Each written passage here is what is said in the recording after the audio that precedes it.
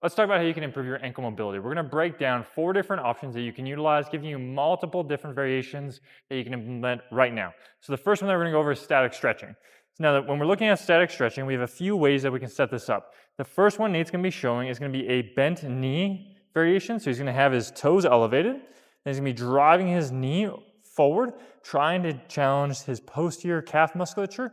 And because the knee's bent, we're having an emphasis on his soleus. So now he's going to hold this for the duration of time, typically somewhere in the range of 15 to 45 seconds as a minimum, ideally reaching longer durations over time. Now, if we want to increase this, we can take advantage of the fact that one of those posterior calf muscles, the gastroc, is a 2-joint muscle, so it also crosses the knee. So if he goes and has his knee straight, and then he can think to bring his knee, there we go, nice. That's going to increase the total amount of tension we have in that posterior calf musculature. And he's feeling it. It's feeling spicy. Now, from here, we can progress through those options by increasing the total tension. You're good. Now, if we want to start to get into more dynamic sense, moving past static stretching, we can look at something like a dynamic stretch. So we've got this elevated rocker that we're going to look at. So Nate's going to come in. I'll get you to face that way for me. So he's going to have his leg up. So in this position, he can start off just going forward and back, thinking to drive his knee over his toes. And it's going to take him into dorsiflexion. Now, as he feels good with this, he can start to use his hands and push down on the front of his knee, increasing that total tension that he gets at that position. He can take a brief pause if he wants, and then come back. And this incorporates that brief static stretch into the total exercise. That way we get this mix of a dynamic and a static stretch in one, really challenging that full complex. Now, we'll get rid of the bench.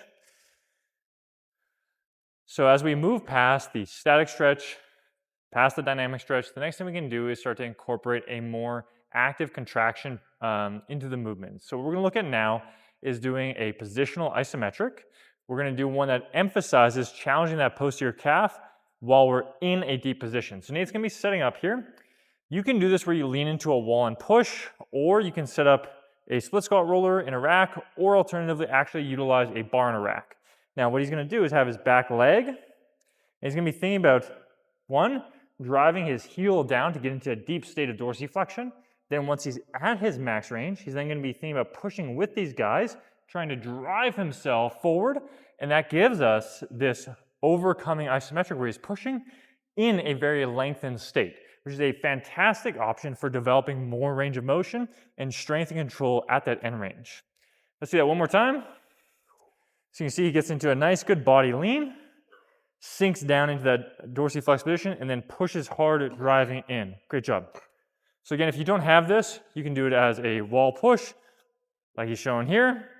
This is a better option as a lot of people's arms burn out. Or alternatively, you can have a bar and a rack and set it up as well. Now, next one that we're going to look at is going to be challenging his dorsiflexors. So Nate's going to have a seat.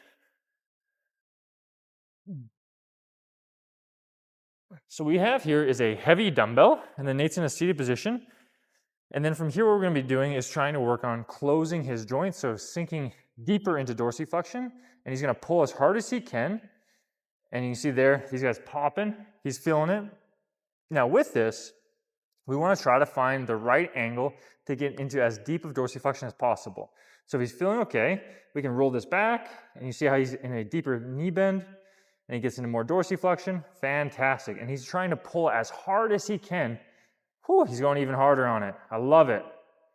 And so he's pulling up into that dumbbell. Ideally, it's heavy enough that it won't move, making it a true isometric. And he's pulling, pulling, pulling. And that way we challenge both sides of that joint. One, working on pushing from dorsiflexion into plantar flexion, and one pulling into more dorsiflexion. Now, moving past these, we can shift away from positional isometrics and then go into full resistance training. So what we're going to set up here